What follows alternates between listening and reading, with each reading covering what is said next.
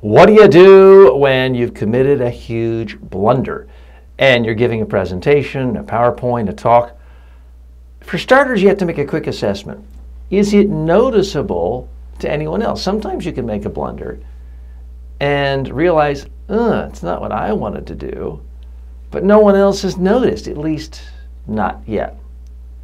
I want you to be real. I want you to be an authentic human being, but I don't want you to just let it all hang out and cry and whine and complain about yourself. Because if you whine or complain about a mistake, chances are that might be the only thing anyone remembers. I well remember a training that took place that I conducted more than a decade ago. An executive on a military base was giving a presentation, a PowerPoint. Everything was going well. But at one point, his slide deck froze. He tried to advance, didn't advance, tried again, didn't advance, tried a third time, it didn't advance. Finally, in a peak of frustration, he slammed shut the laptop, laughed, and continued.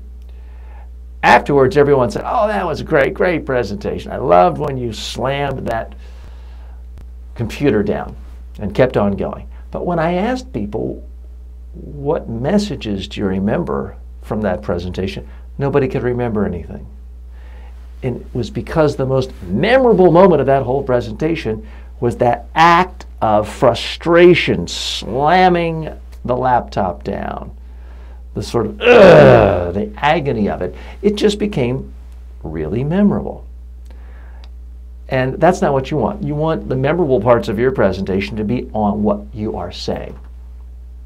So let me give you another example. And folks, I'm violating one of my own principles when I do this, because I always tell people, don't tell a story that makes yourself out to be the hero. But this is the first one that comes to mind. In this case, I handled it well. I was giving a presentation to a training to a group about how to use PowerPoint successfully. 10 people in the room. I'm going through the slides, I'm talking, I'm demonstrating, and all of a sudden the computer goes down, the screen goes down, there's no image. I'm still talking, people are looking at me, they're not focusing, so no one's aware there's any problem. I now, in my own mind, I'm trying to do an assessment of what went wrong. Bulb, computer, electricity, and as I continued to talk about the subject at hand and looking around, I suddenly concluded I saw the problem. I had failed to plug in my laptop. So it was running on natural battery, the battery died, so the laptop powered down, so therefore, even though the projector was working, the light was working, there was nothing to project. So what I did is I walked around the room a little bit wider than normal.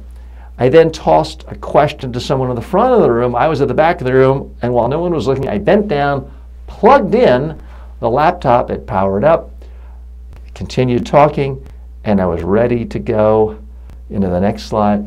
No one noticed. Until the end of the day when I talked about how to deal with problems, and I brought that up as an example. So in that case, I got through it okay.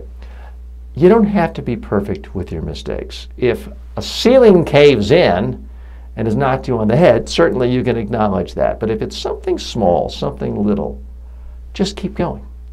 If you make a factual mistake, don't beat yourself up. Give the correct number. If you went out of order, you forgot something, don't tell anyone. We're not going to know. There's no audience in the world smart enough to read your mind or to read your outline unless you've given it to them. So for the smaller blunders, don't tell anyone. Act like you think everything is going extremely well. You couldn't be happier. This way, the audience feels comfortable with you. They feel comfortable for you, and they can focus on your ideas. And your most memorable moments can be what you put a spotlight on, not just your own emotional reaction to a problem.